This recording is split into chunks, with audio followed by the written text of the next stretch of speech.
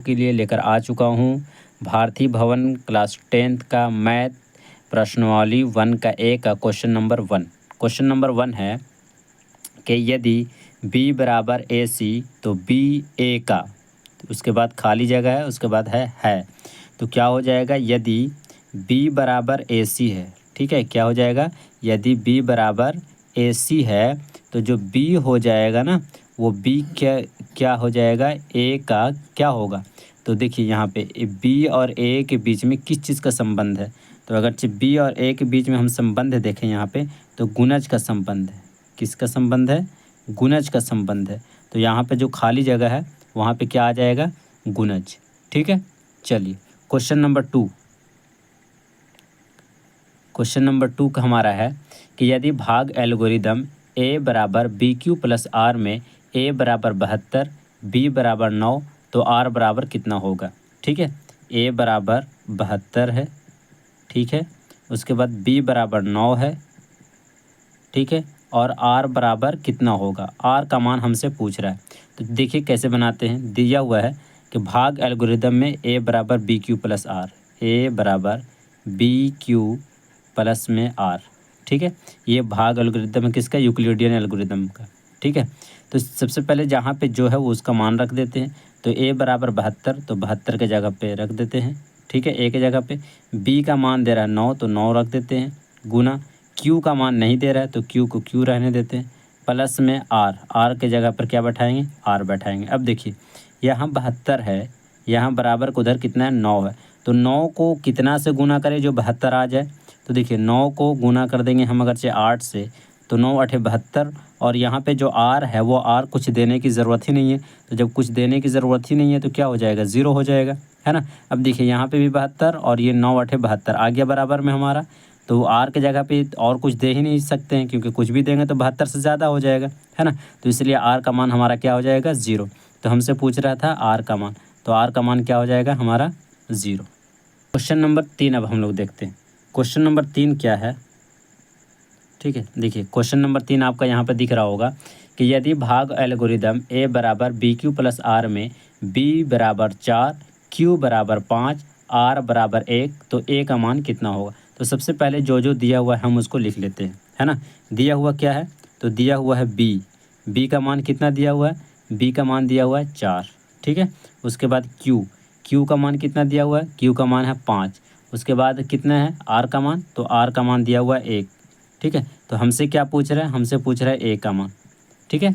ये जो दिया हुआ है उसको सबसे पहले हम लोग इस तरीके से लिख लेंगे। अब देखिए भाग एल्गोरिदम जो फार्मूला दिया हुआ है वो है ए बराबर बी क्यू प्लस में आर, ठीक है। अब जहाँ पे जो जो जिस का मान दिया हुआ है हम वहाँ पे उसको पुट कर देंगे। ए का मान नहीं दिया हुआ तो ए को ए रहने देंगे। बी के मान कितना दिया हुआ? 4, तो 4 लिख देंगे। बी और क्यू के बीच में गुना का निशान है तो गुना दे देंगे। क्यू का मान दिया हुआ 5, तो 5 लिख देंगे, प्लस आर का मान दिया हुआ 1, तो 1 लिख देंगे। अब ये है ए, 4 को 5 से गुना करेंगे तो 20 और प्लस में 1, यहाँ हमारा ए रहेगा। 20 और 1 कितना हो जाएगा? 21। ये हो गया हमारा आंसर, ठीक है। तो क्वेश्चन नंबर 3 का हमारा राइट आंसर क्या हो जाएगा? 21। क्वेश्चन नंबर 4 की तरफ हम लोग देखते हैं। क्वेश्चन नंबर 4 में क्या है? क्वेश्चन नंबर 4 जो आप दिख रहे होंगे यहाँ पे, उसमें है कि यदि भाग एल्गोरिदम a बराबर बी क्यू प्लस आर में a बराबर 37, b बराबर 4, r बराबर 1 तो q बराबर कितना होगा? ठीक है, तो सबसे पहले जो दिया हुआ है हम उसको लिख लेते हैं। यहाँ पे दिया हुआ है a बराबर 37, ठीक है, b बराबर 4 और दिया हुआ r बराबर 1, ठीक है। तो q बराबर कितना होगा? यही है ना, a बराबर 37, b बराबर 4, r बराबर 1 तो q बराबर कितना होगा? ठीक है। अब देखिए क्वेश्चन को कैसे हल किया जाता है, अब गौर से थोड़ा देखिएगा। जो दिया हुआ है वो a बराबर क्या है? a बराबर बी क्यू प्लस में आर, हम लोग जानते हैं कि ये क्या है? ये भाग एल्गोरिदम फार्मूला दिया हुआ, ठीक है। अब वही करेंगे, जो जो है उसको बैठा देंगे। तो a की जगह पे 37 दिया हुआ है तो 37 रख देंगे, बराबर b की जगह पे 4 है तो 4 रख देंगे, गुना q का मान तो दिया हुआ था नहीं तो q को q ही रहने देंगे, प्लस r का मान कितना दिया हुआ? 1, तो 1 बैठा देंगे, है ना। अब देखिए यहाँ है 37, बराबर 4, वहाँ से 1 को इधर भेज देंगे, है ना। तो 1 को अगर इधर हम लोग भेजेंगे तो क्या हो जाएगा -1 बराबर यहाँ 4 को q से गुना कर देंगे तो 4q, है ना। 37 में से 1 जाएगा तो कितना बचेगा 36, और यहाँ क्या हो जाएगा 4q। अब 36 है, वहाँ से 4 जो उधर गुना में है वो यहाँ आकर किस चीज़ में हो जाएगा बटा में, और उधर क्या बचा जाएगा q। अब 4 से 36 को हम काट सकते हैं 9 बार में, अतः हम कह सकते हैं कि q का मान कितना आ गया 9। तो हमारा q का मान निकल कर आ गया। ठीक है, ये था क्वेश्चन नंबर 4। बढ़ते हैं हम लोग नेक्स्ट क्वेश्चन की। क्वेश्चन हमारा जो है क्वेश्चन नंबर 5। ठीक है, क्वेश्चन नंबर 5 क्या है कि 92 बराबर 12 गुने 7 प्लस में 8। ऊपर जो आप क्वेश्चन देख रहे होंगे वो इसी तरीके से लिखा हुआ है ना। और ये जो है ये मासा कि इन दोनों का मासा कितना है 92 और 12। तो वो तो बता रहा है कि मासा जो है वो 12 और खाली जगह फिर बराबर में कितना आएगा। तो सबसे पहले देखिए हम इसको किस तरीके से हल करते हैं। ये जो 92 है, ठीक है, और यहाँ 12 है, 12 को 7 से गुना किया गया तो 12 7 84, और उसमें 8 जोड़ दिया गया तो कितना हो गया 92 हो गया। ठीक है, अब देखिए यहाँ पे जो है इसको हम लोग क्या कहते हैं, तो इसको b कहते हैं। ये किसका मान है, तो ये b का मान है। ये किसका मान है, q का मान है। और ये किसका मान है, r का मान है। तो दूसरे लाइन में जब हम लोग भाग एल्गोरिदम का प्रयोग करते हैं तो दूसरे लाइन में जो है वो उसको यहाँ लेकर आ जाएंगे। तो ये हो जाएगा दूसरे लाइन में 12। ठीक है, और उसके बाद ये जो है r वो हमारा आ जाएगा b की जगह पर। अब देखिए 12 है, 8 को कितना से गुना करें, तो 8 को 1 से गुना करेंगे तो 8 है कम 8, और फिर इसमें 4 हमारा शेषफल बच जाएगा। तो 8 है कम 8 और 4 12। ठीक है, अब दूसरे लाइन में क्या करेंगे, तो देखिए यहाँ पे 8 आ जाएगा हमारा, ये 4 हमारा b की जगह पे चला आएगा। और 4 को कितना से गुना करें जो 8 आ जाए, तो 2 से गुना करेंगे, है ना। 4 दूना 8। अब शेषफल की तो ज़रूरत है नहीं, तो शेषफल हमारा क्या हो जाएगा 0। अतः जिस लाइन में 0 आ जाएगा वही हमारा क्या हो जाएगा मेन मसा हो जाएगा, यानी कि जो हमारा असल में मसा है वो कितना है 4। अब आइए क्वेश्चन को देखते हैं। क्वेश्चन जो है वो क्या बोल रहा है कि मसा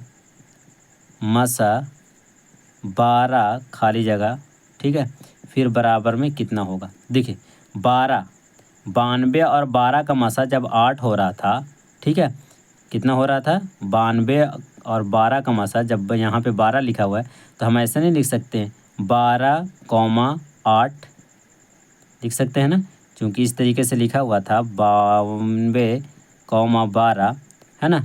तो चूँकि 92 यहाँ है और 12 वाला यहाँ पे है b, तो इस तरीके से लिख सकते हैं। तो दूसरे लाइन में जब हम लोग देखें तो 12 और 8 नहीं लिख सकते हैं, तो 12,8 फिर 8 और 4, है ना।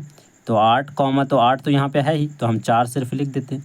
तो हमारा राइट आंसर क्या हो जाएगा, यही हो जाएगा। खाली जगह पे आएगा हमारा 8 और 4। ठीक है, चलिए बढ़ते हैं क्वेश्चन नंबर 6 की तरफ। क्वेश्चन नंबर 1 का क्वेश्चन नंबर 6 देखिए क्या कह रहा है कि यदि 42 बराबर 35 गुना 1 प्लस में 7, फिर दूसरे लाइन में बोल रहा है 35 बराबर 7 गुने 5 प्लस 1 0, तो मासा 42 और 35 का कितना होगा। तो सबसे पहले जो दिया हुआ उसको हम लोग लिख लेते हैं। 42 दिया हुआ है,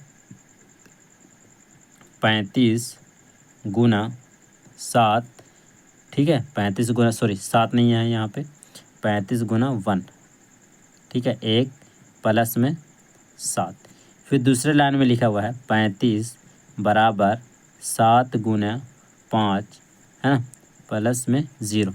तो अगर इस तरीके से आपको पता होगा कि भाग यूक्लिडियन एल्गोरिदम का हम लोग जब प्रयोग करते हैं तो जिस लाइन में 0 आ जाता है उसके फर्स्ट वाले को, यानी उसमें जो b का मान होता है वही हमारा क्या हो जाता है मसा हो जाता है। ठीक है, तो अतः हम कह सकते हैं 42 और 35 का, है ना, 42 और 35 का जो मासा होगा वो कितना होगा, तो वो 7 होगा। ये हो गया आपका राइट आंसर। ठीक है, चलिए अब देखते हैं हम लोग क्वेश्चन नंबर 2। ठीक है, क्वेश्चन नंबर 2 का फर्स्ट क्वेश्चन बोल रहा है कि भाग एल्गोरिदम a बराबर BQ प्लस R का Q और R बताएं यदि फर्स्ट में क्या बोल रहा है, कितना दिया हुआ है, a बराबर 10, है ना, और b बराबर 3। तो हमें क्या निकालना है, हमें q और r का मान निकालना है। तो देखिए सबसे पहले हम फार्मूला बैठा देंगे, a बराबर b q प्लस में r। a का मान दिया हुआ है 10 लिख देंगे, बी का मान दिया हुआ 3, 3 लिख देंगे, गुना क्यू का मान नहीं है, प्लस में आर का मान नहीं है ना। तो देखिए ये 10 है। उसके बाद हम क्या करेंगे, 3 को ऐसे संख्या से गुना करेंगे जो 10 के करीब में पहुंच जाए। तो 3 गुना 3। अब यहाँ पे 10 आने के लिए बराबर के इस साइड में 3 को 3 से गुना किए तो 9, और उसमें अगर 1 जोड़ देंगे तो 10 हो जाएगा ना। 3 3 9, 9 और 1 10। अतः हम कह सकते हैं कि Q का मान जो होगा, Q की जगह पर कितना रखे हैं 3, तो 3 हो जाएगा। और R का मान कितना हो जाएगा, तो R का मान हमारा 1 हो जाएगा। ठीक है, चलिए क्वेश्चन नंबर 2 का दूसरा। क्वेश्चन नंबर 2 का दूसरा देखिए, क्वेश्चन नंबर 2 में क्या है, वही a बराबर 4, b बराबर 19। तो हमें क्या निकालना है, Q और R का मान निकालना है ना। तो देखिए हम फार्मूला बैठाएंगे, a बराबर बी क्यू प्लस आर, है ना। a की जगह पर कितना है 4, बराबर b की जगह पर कितना है 19, गुना q का मान क्या हो जाएगा, q का मान अभी नहीं दिया हुआ, प्लस में r।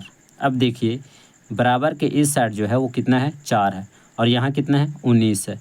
बराबर का मतलब होता है कि जितना इधर उतना ही इधर हो। तो अगर जो 19 को हम 1 से भी गुना करें तो वो तो 4 से ज़्यादा हो जाएगा, है ना। तो हम क्या कर सकते हैं, देखिए 4 इधर है, 19 को हम यहाँ पे 0 से गुना कर देंगे, है ना। तो 19 को जब 0 से गुना करेंगे तो क्या हो जाएगा 0, और फिर जब 0 हो जाएगा उसमें हम +4 कर देंगे। तो 0 और +4 को अगर ऐड करेंगे तो कितना हो जाएगा 4 आ जाएगा। तो हमारा राइट आंसर जो हो जाएगा ये वो Q की जगह पे 0, है ना, और R की जगह पर 4 हो जाएगा। तो हमारा आंसर आ जाएगा Q बराबर 0, है ना, Q बराबर 0 और R बराबर 4। ठीक है, चलिए क्वेश्चन नंबर 2 का तीसरा, है ना।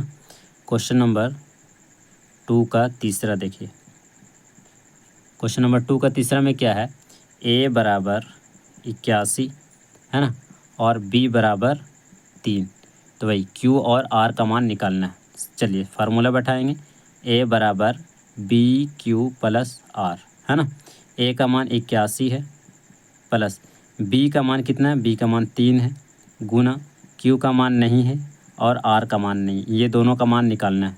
देखिए 81 है तो हम क्या कर सकते हैं, 3 को ऐसी संख्या से गुना करें जो 81 आ जाए। अगर 81 ना आए तो उसके करीब में पहुँचे, है ना।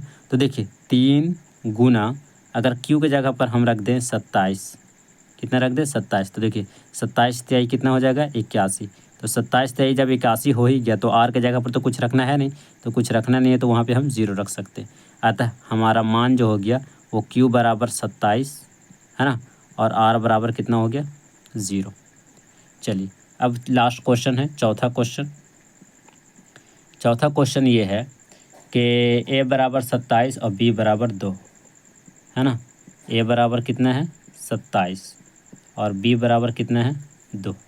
ठीक है, तो फार्मूला वही बैठेगा, a बराबर बी क्यू प्लस आर, है ना। a की जगह पे 27 बैठेगा, प्लस b की जगह पर 2 बैठेगा, गुना q की जगह पर q रहेगा, प्लस r की जगह पे r। अब देखिए यहाँ पे 27 है तो हम इसको ऐसे कर सकते हैं, 2 को गुना कर देंगे 13 से, 2 13 को दूना 26, और उसमें फिर हम 1 ऐड कर देंगे तो 13 दूना 26 और 1 27 हो जाएगा ना। तो अतः Q का मान कितना हो गया, Q का मान 13 हो गया और R का मान कितना हो गया 1 हो गया। ठीक है, तो आज के लिए इतना ही रहने देते हैं, और उसके बाद नेक्स्ट वीडियो में हम लोग देखेंगे क्वेश्चन नंबर 3।